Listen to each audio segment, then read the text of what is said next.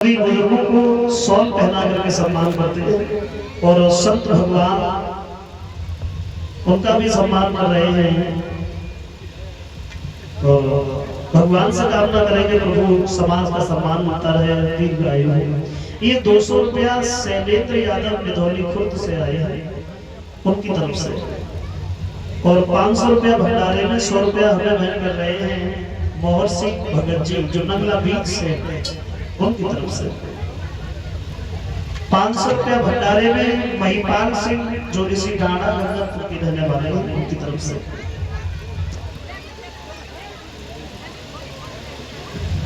और धीरे धीरे धीरे धीरे अंत में नतीजा ये हो गया भगवान कन्हैया गोवर्धन को साधे सब लोग नीचे गिर गए। पानी बरसना बंद नहीं हुआ लेकिन गोवर्धन में करामात जरूर बनी गई। जो जल आता है वो जल जाता है, भाप भर के फिर उड़ जाता है। यानी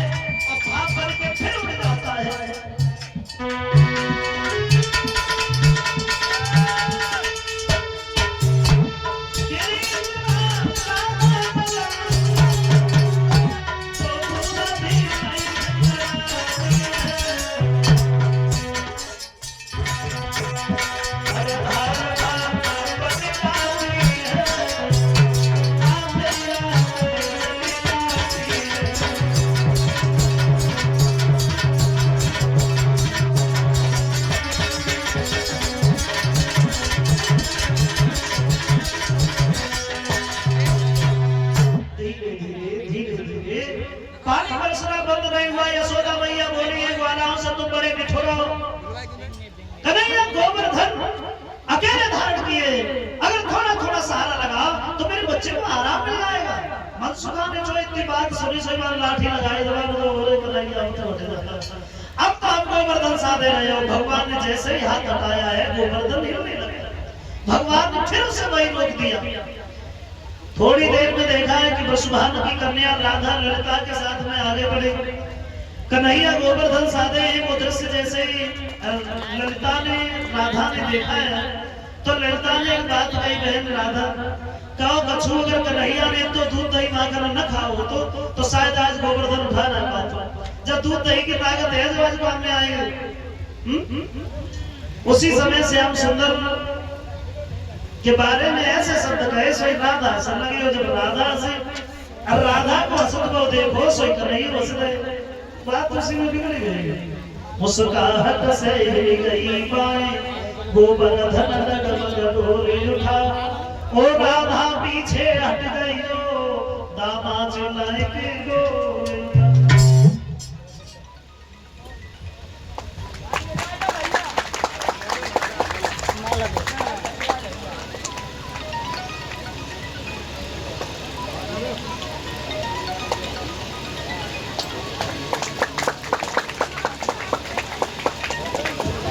भगवान श्याम सुंदर ने धीरे धीरे धीरे धीरे अंत में नतीजा यह हो गया।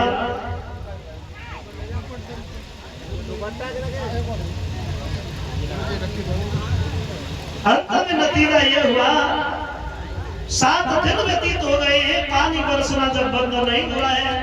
इंद्र ने देखा है कि जरूर भगवान का अवतार हो गया। बार बार क्षमा मांगी है भगवान कृष्ण से और तब कन्हैया ने गोवर्धन उसी जगह रखा और श्याम सुंदर सभी गोपी बालों को लेकर वृंदावन में चले आए। लेकिन सवाल तो ये खड़ा होता है भगवान ने ऐसा किया क्योंकि त्रेता में श्री राम ने ये वचन दिया था कि द्वापर युग में हम गोवर्धन की पूजा कराएंगे और उन्हें दिन रात दर्शन देंगे। उस वरदान को पूरा करने के लिए भगवान ने गोवर्धन का पूजन कराया। आओ आप देखिए यहाँ से आगे। हम आप करें अति संक्षेप में कह रहा हूँ क्योंकि समय का अभाव है। 4 बजे तक कथा हुई नहीं, पता नहीं क्या हुआ। तो अति संक्षेप में सुखदेव महाराज समझाते हैं कि एक दिन भगवान कन्हैया ने देखा जितनी भी गोपियां हैं ये निर्वस्त्र होकर के यमुना में स्नान करती हैं। तो एक दिन भगवान ने उन सबके वस्त्र उठाए और वस्त्र लेने के बाद भगवान कदम के वृक्ष पे चढ़ गए।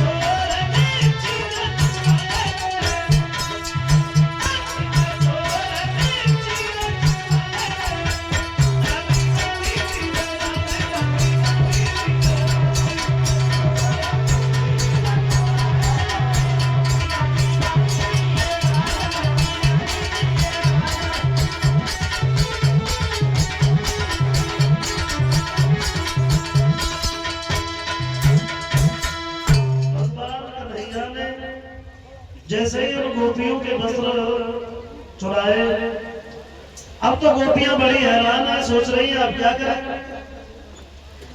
काफी देर हो गई, बाहर निकलने के लिए तैयार है, वस्त्र नहीं देखे तो जवाब दिया बहन अब क्या करोगे। एक लड़की बोली कन्हैया के अलावा वस्त्र कोई नहीं ले लिया होगा। बोली वो बात सही है लेकिन बाहर कैसे निकलोगे।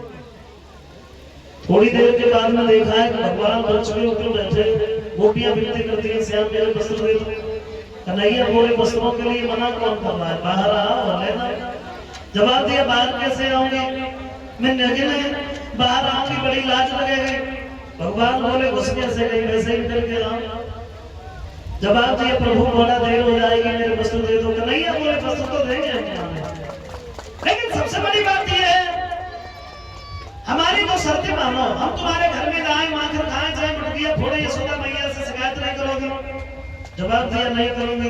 और आज के बाद निर्वस्त्र होकर के निर्वस्त्र होकर के जल में स्नान नहीं करोगे। क्यों? क्योंकि जल में रहने वाले वरुणदेव का अपमान होता है और स्त्री का पतिव्रत धर्म नष्ट होता है। जवाब दिया, प्रभु हमें ज्ञान नहीं था, आज के बाद ये दोनों बातें मानूंगी, अब तो मेरे वस्त्र दे दो। और तब कन्हैया ने वस्त्र दिए। बड़ा जल्दी की गोपियों ने वस्त्र धारण किए और भाग के कन्हैया की रास्ता रोक ली। जवाब दिया है, श्याम हमने दो शर्तें आपकी मानी है, एक शर्त आप हमारी मानो। क्या करना है? बोले करना कुछ नहीं है, आप हमारे साथ में महाराज करो। श्याम सुंदर बोले अभी समय नहीं है, आने के समय को तुम्हारे साथ में महाराज जरूर करेंगे। अब गोपियों को भेज दिया है और शरद ऋतु की पूर्णिमा वाले दिन भगवान कन्हैया ने श्याम सुंदर ने योग माया को पास बुलाया और ये कहा है कि तुम यमुना के किनारे सुंदर सी जगह बनाओ जो हम गोपियों के साथ में महाराज कर सके। तो योग माया ने इतनी सुंदर जगह बनाई और भगवान से आकर के कहा है उस जगह को देखो। श्याम सुंदर जब उस जगह को देखने गए हैं, वो जगह कैसी थी कि देख जगह पर श्याम का दिल हर्षायो है और बंसी मारो श्याम की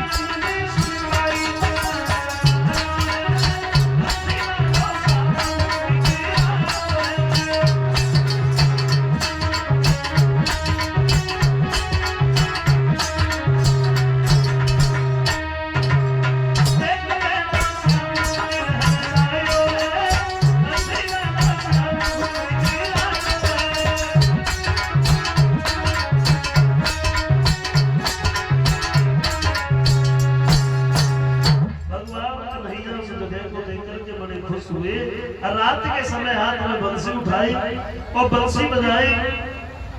बंसी की आवाज जैसे गोपियों के कान में पड़ी तो सब भागे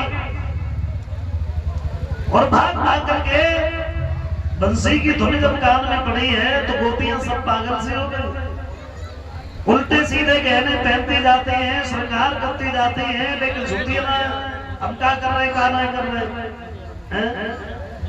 और जब ये यमुना के किनारे पहुंच गई है, एक लड़की बोली बहन जब तो देखो कन्हैया है का।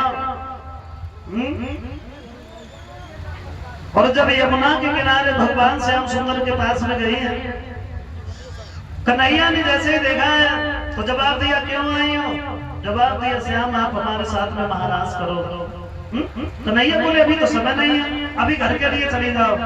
गोपियां जिद खा ली श्याम मैं नहीं मानूंगी, अब नहीं मानूंगी, छल में नहीं आऊंगी और घर को नहीं जाऊंगी, तेरी मर्जी की धुन में लीला रचाऊंगी।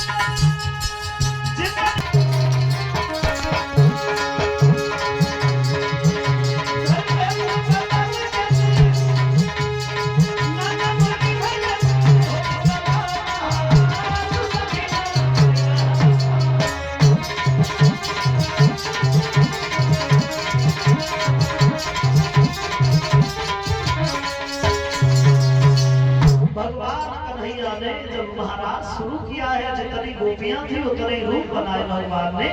और फिर धीरे धीरे उस महाराज में देवता देवियां भेष बदल बदल करके पहुंचे।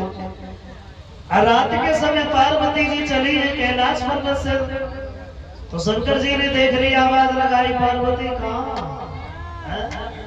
पहले जब कभी जाती कहीं जाती तो साथ लेके जाती, और साथ लेके नहीं जाती तो फिर बता के जाती। वो आज तो ना बताए कि जा रहे हैं ना संग लेके जा रहे, क्या मतलब है?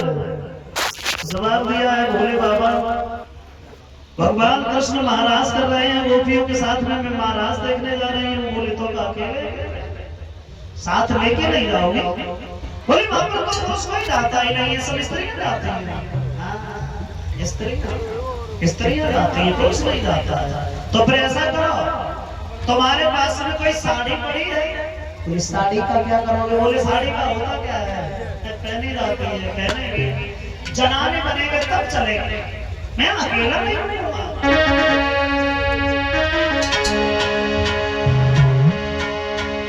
तो बोले से एक भोला और